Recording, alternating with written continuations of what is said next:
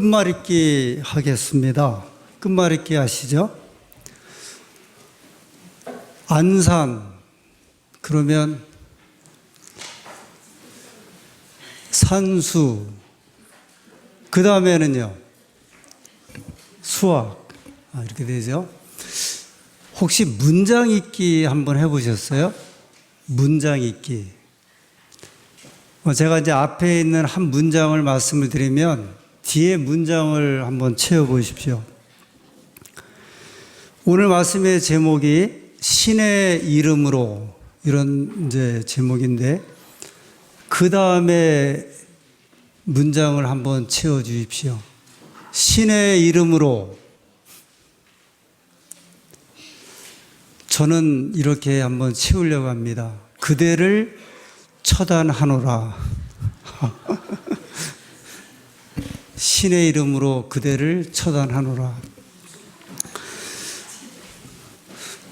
제가 지난 11월 2일 안식일에 루안다에서 있었던 그 내전에 대한 말씀을 드렸습니다.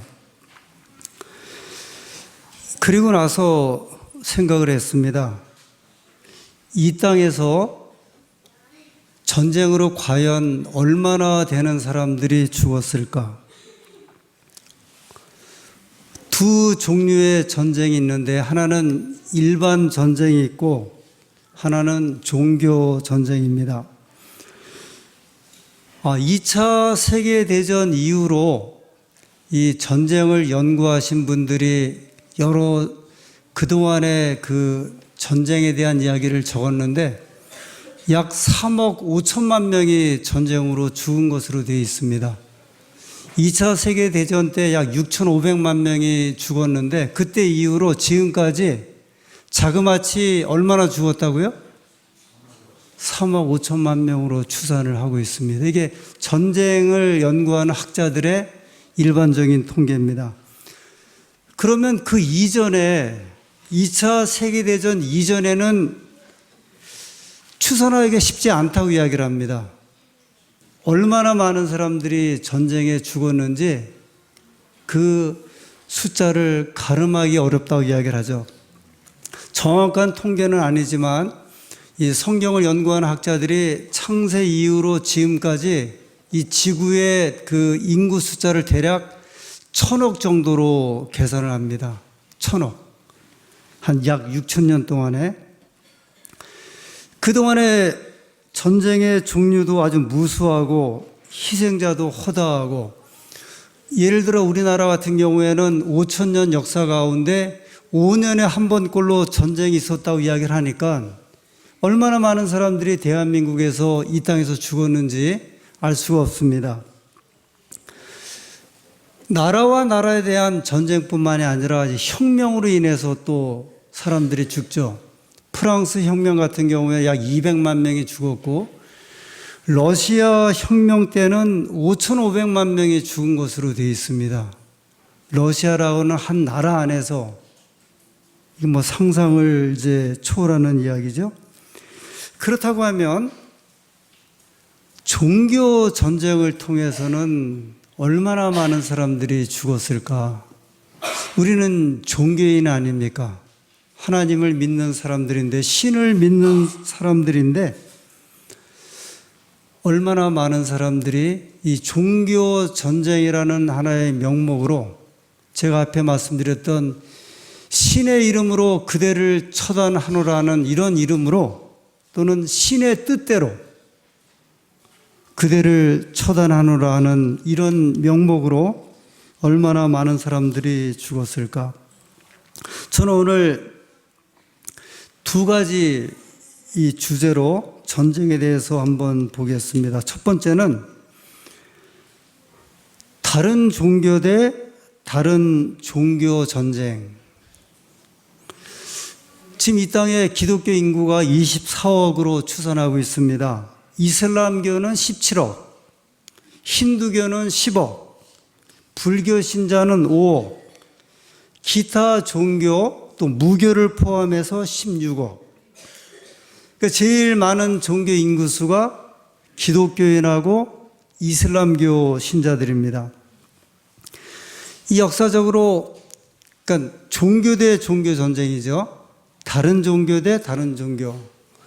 이 기독교와 이슬람과의 그 전쟁은 과거로부터 지금까지 계속되고 있습니다. 이슬람과 기독교 전쟁의 유명한 전쟁은 이제 십자군 전쟁입니다. 서기 1000년경부터 이제 시작을 해서 약 200년 동안 이 8차의 전쟁이 있었습니다. 서기 670년경에 그 모하멧에 의해서 이슬람교가 시작되었고 그 영향을 이제 펼치면서 이슬람교가 예루살렘을 정복을 합니다. 예루살렘 하면 세계 3대 종교의 이제 발상지라고 볼 수 있기도 하고 아니면은 성지라고 볼 수 있죠. 유대교, 기독교, 이슬람교. 아브라함이 이삭을 이제 번제로 드린 산이 모리아 산입니다. 그래서 하나님께서 유대교 또는 기독교에서는 하나님께서는 하나님의 백성으로 아브라함을 선택을 하셨고 아브라함의 아들 이삭이 이제 하나님의 그 택한 하나님의 종이라고 이야기를 하죠. 근데 이슬람교에서는 그렇게 생각하지 않습니다. 이슬람교에서는 아브라함의 적자는 이삭이 아니라 이스마엘이라고 이야기를 해요. 왜냐하면 아브라함이 제일 먼저 낳은 아들이 누구예요? 이스마엘이었거든요. 그래서 이제 그 적자인 이스마엘이 예루살렘에서 승천한 것으로 이야기를 하고 그곳에다가 성전을 이제 세운 거죠.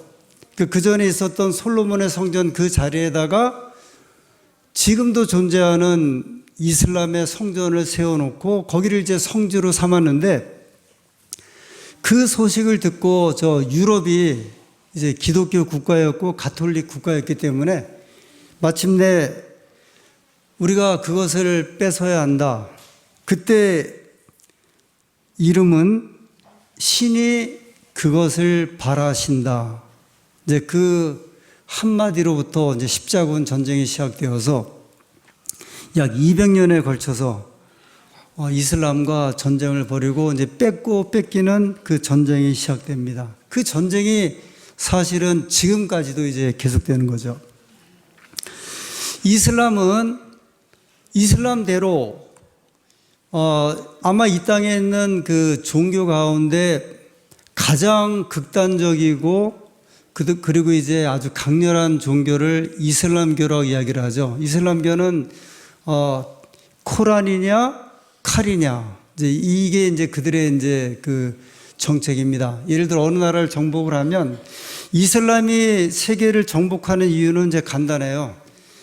그 이슬람을 이제 전파하기 위해서 그들이 나서게 되는데 그래서 그 정복한 나라의 백성들이 코란은 이제 이슬람교의 경전이죠. 성경과 같은 경전인데 이슬람을 믿을 거냐 아니면 죽음으로 맞을 거냐. 그래서 사람들을 개종을 시키는데 이슬람 교회에서 기독교인들을 개종하는 명목으로 대략 한 300만 명 정도를 이제 학살한 것으로 역사에 소개되고 있습니다. 종교 대 아주 종교의 그 전쟁이죠. 두 번째 전쟁이 있는데 종교 전쟁에 같은 종교 대 같은 종교의 전쟁이 또 벌어집니다. 일반적으로 불교는 이제 가장 점잖은 종교에 속합니다. 사실은 불교 신자들은 기독교인이나 이슬람 교인들에 비해서 대단히 그 점잖은 이제 교인들인데 그럼에도 불구하고 또 그들도 이제 그 같은 신앙을 하지만 싸움을 이제 벌이게 되죠. 우리나라에서는 지금은 덜하지만 조계사에서 그 조계종에 있는 그 스님들이 총무원장 그 선출하는 문제로 소림사 권법을 쓰잖아요. 그래서 막 강목을 들고 그 종로에 있는 조계사에서 이제 막 싸움을 벌이고 다투는 모습을 보기도 하고, 가끔은 신흥사, 저 설악산에 있는 신흥사 이런 데에서 이제 어떤 행정적인 문제로 서로 싸움을 벌이기도 합니다. 태국에 아유타야라고 하는 이제 그 유적지가 있습니다. 우리나라로 말하면 경주 같은 곳인데, 그곳에 고대 태국의 불교 유적지입니다. 그 아유타라고 하는 곳의 입구에서부터 양옆으로 불상들이 이렇게 쭉 이렇게 도열해 있는데, 한 2, 3m 간격으로 돌로 만든 이제 불상들이 있는데 목이 하나도 없어요. 그 불상의 목이 다 잘려나갔습니다. 그 불상 부처님의 목을 누가 쳤는지 아세요? 이웃나라가 미얀마가 불교 국가인데, 그 불교 국가의 군인들이 쳐들어와서 자기들이 섬기고 있는 부처님의 목을 다 쳐버린 거예요. 이 불교는 이제 두 가지의 불교로 이렇게 이야기를 합니다. 소승불교, 대승불교. 소승불교는, 소승이라고 하는 말은 작은 수레라고 하는 의미가 있고, 대승이라고 하는 것은 이제 큰 수레라고 하는 의미가 있는데, 불교의 어떤 교리거든요.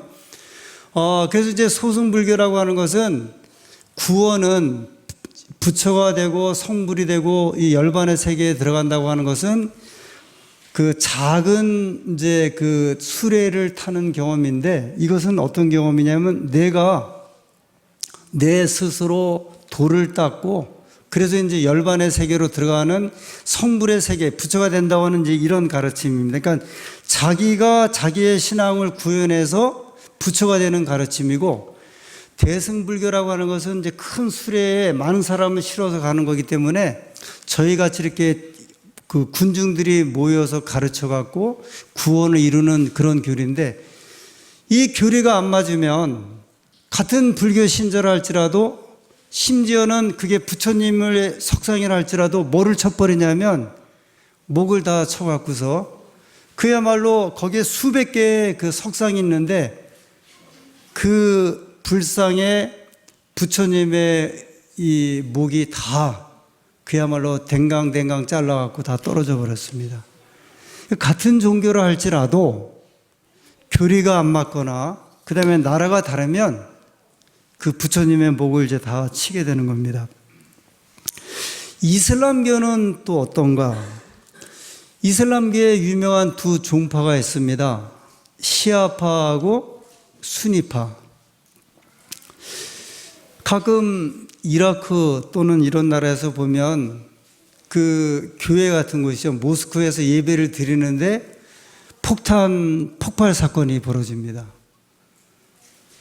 근데 그걸 누가 일으키냐면, 같은 이슬람교 신자들이, 같은 알라 신을 믿는 그 신자들이 예배 드리는 곳에다가 폭탄을 투척을 해갖고 신자를 갖다 이제 죽이는 그런 사건이에요.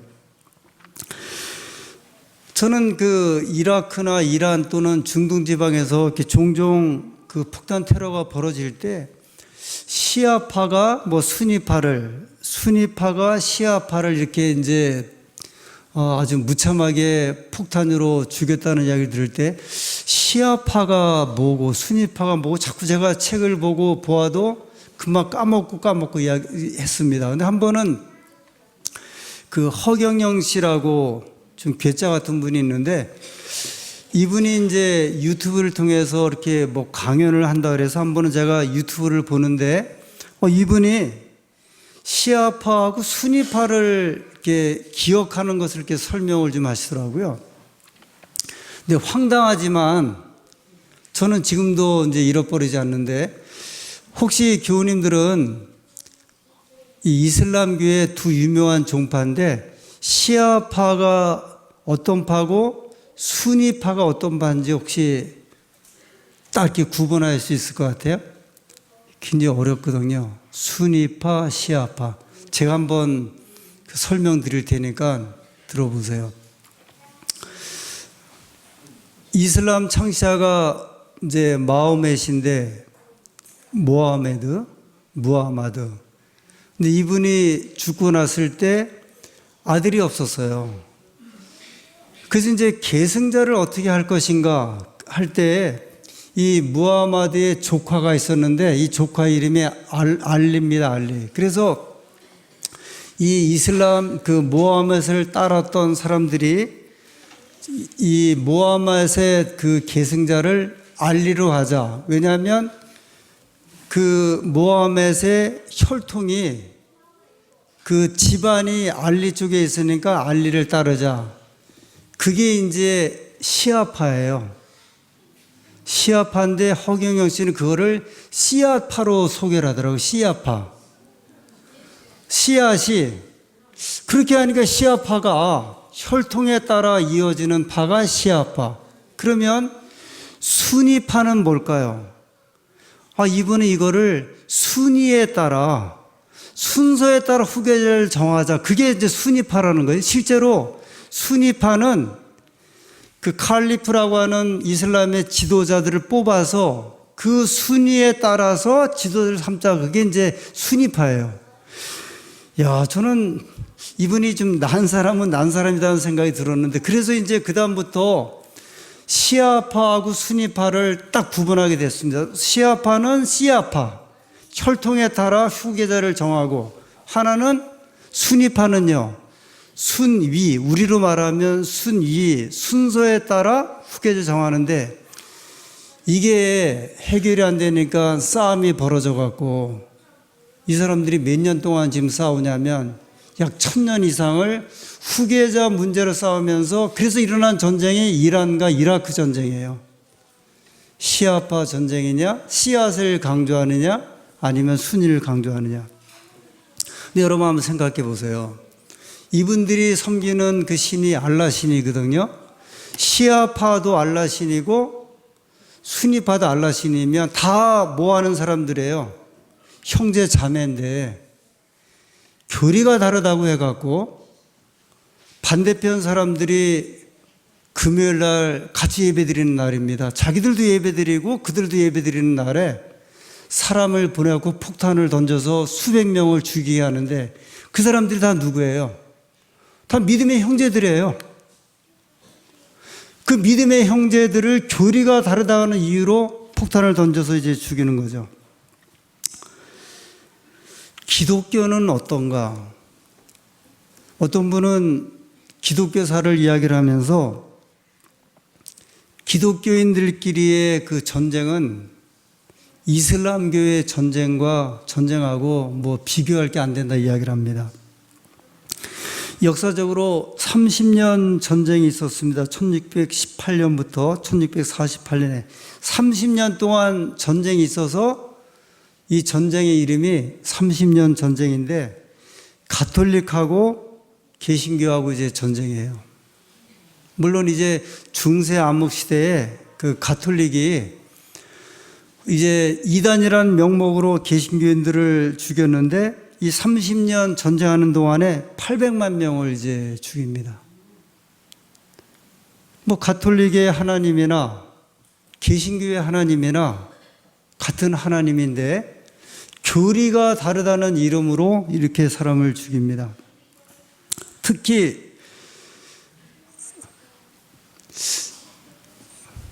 하나님을 믿는 사람이 하나님을 믿지 않는 사람에 대해서 느끼는 분노 이런 것보다 하나님을 믿었던 사람이 자기들의 교리를 떠나서 다른 곳으로 갔을 때 느끼는 분노가 더 큰 거예요.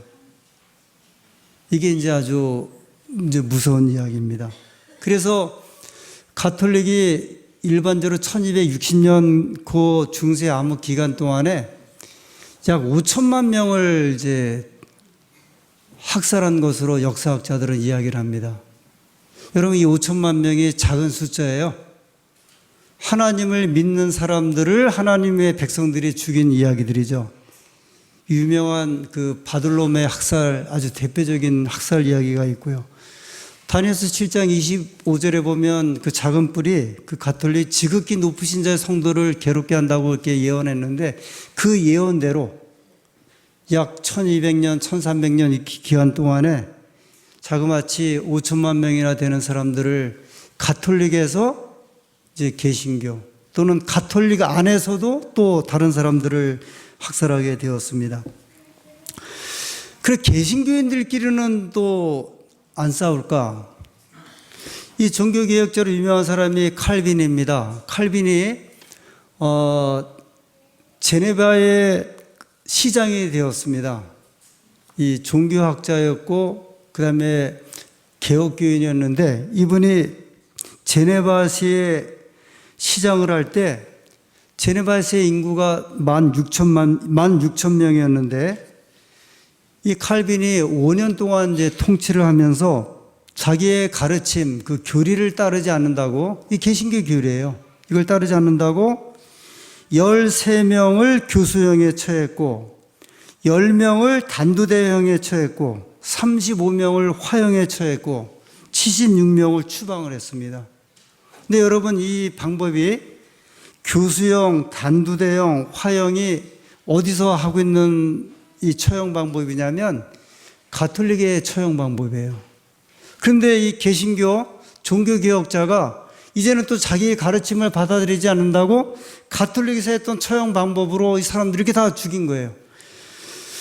제가 오래전에 서대문 교회에서 이제 목회할 때 제가 있던 교회 뒤에 있는 산의 이름이 안산입니다.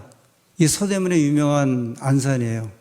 인왕산 맞은편에 있는 그 안산을 제가 이제 오르내리렸는데 한 그 신사분을 만나서 어떤 신앙 이야기를 하게 되었고 제가 안식일교회 목사라고 하니까 이분이 막 입에 막 그냥 말 그대로 거품을 물면서 칼빈 이야기를 하시더라고요.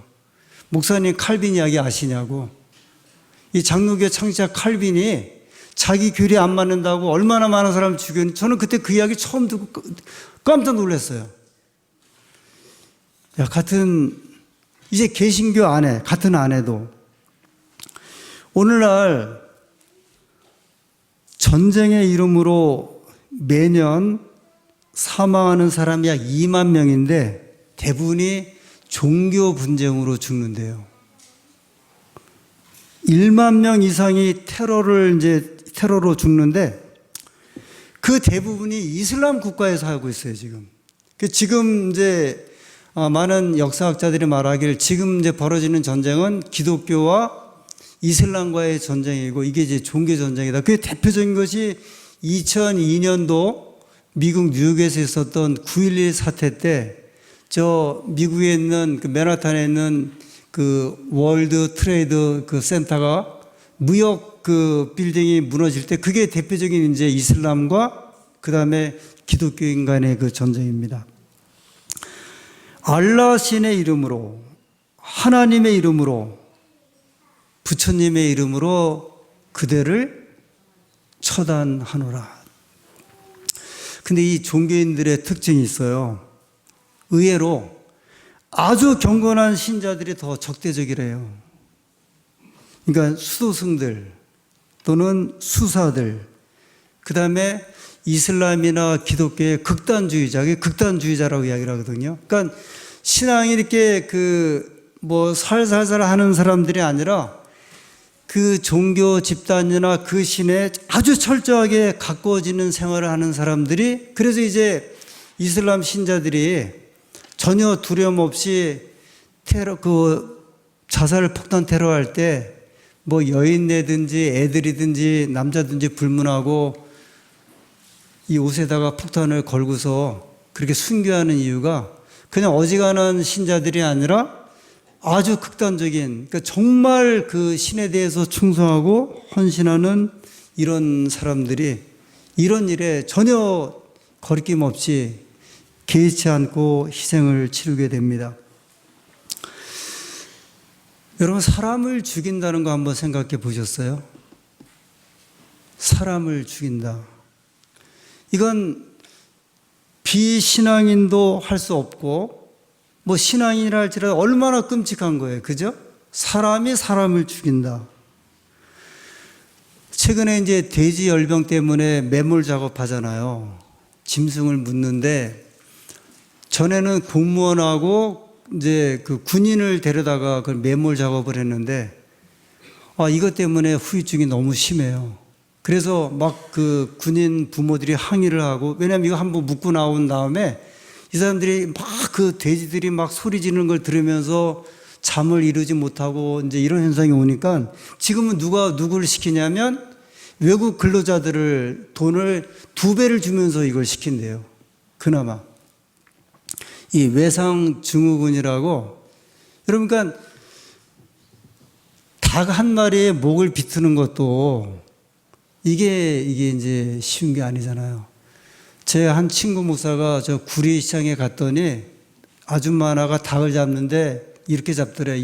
옆집 아줌마 이야기하면, 그랬어? 탁 잘라서 던지고, 그랬어? 하고 탁 잘라 던지고. 그 모습이 너무 신기해갖고. 근데 그거는 이제 전문적으로 생업을 하는 사람이니까 개의치 않지만, 지금 우리가 새 한 마리의 목을 비튼다고 하는 것도 이게 사람이 사람의 생명을 갖다 이렇게 끊는다고 하는 것은 짐승이라 할지라도 그렇게 쉽게 하는 게 아니거든요. 저 월남전쟁이나 중동전쟁에 참여했던 군인들이 그 외상증후군에 이제 시달려갖고 자살을 하든지 아니면 평생 그냥 그 전쟁터에서 있었던 뭐 사람을 죽였던 그런 장면들, 막 죽어가는 장면을 보면서 평생 고생을 하죠. 그 사람이 사람을 죽인다고 하는 것은 이건 인간이 할 수 없는 일 가운데 하나거든요. 가끔 한 10년 전에 사람을 이렇게 죽여갖고 그 도망쳐 다닌 사람이 10년 만에 잡혀서 뭐라고 이야기를 해요? 속이 아주 시원하다. 왜 그 이야기는 너무 두렵고 공포스럽고 그렇게 살다가 차라리 붙잡히니까 사람을 하나 죽인 것 때문에 평생을 시달리다가 그들이 고백하는 게 그런 이야기잖아요. 한 사람을 심지어 그 실수로 죽인다 할지라도. 근데 그럼에도 불구하고 어떻게 신앙인들이 더 잔인하고 참혹한 일들을 할 수 있을까? 제가 십자가 사건을 이야기를 하면서 이 재판에 대한 말씀을 하면서 자꾸 이야기를 이제 드리게 되는 겁니다. 요한복음 18장에 예수님께서 가야바에게 재판을 받으실 때에 가야바의 이야기입니다. 요한복음 18장.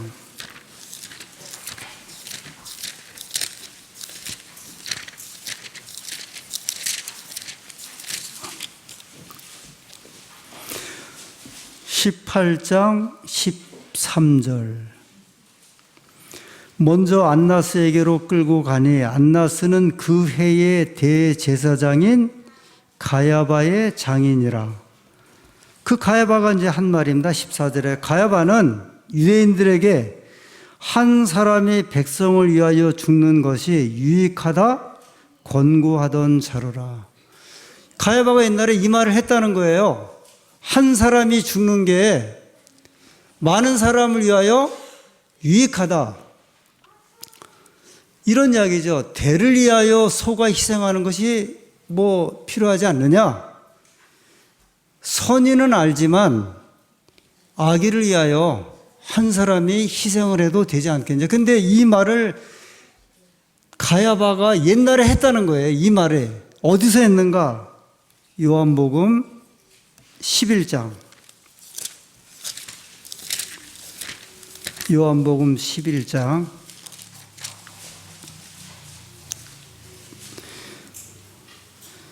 49절에 있는 이 말씀을 요한복음 18장에 다시 한 건데 볼게요. 49절. 그 중에 한 사람 그의 대제사장인 가야바가 저희에게 말하되 너희가 아무것도 알지 못하는도다. 한 사람이 백성을 위하여 죽어서 온 민족이 망하지 않게 되는 것이 너희에게 유익한 줄을 생각하지 아니하는도다 했으니. 이게 도대체 왜 이 말을 가야바가 했을까? 여러분, 요한복음 11장의 이 사건은 유명한 예수님께서 나사로를 살리신 사건이에요. 나사로가 죽은 지 며칠 됐죠? 나흘 됐거든요. 나흘 됐는데 죽은 지 나흘 됐으면 이제 몸이 다 썩을 거 아닙니까? 근데 그 나사로를 살렸어요. 그러면 잘한 일이에요? 못한 일이에요?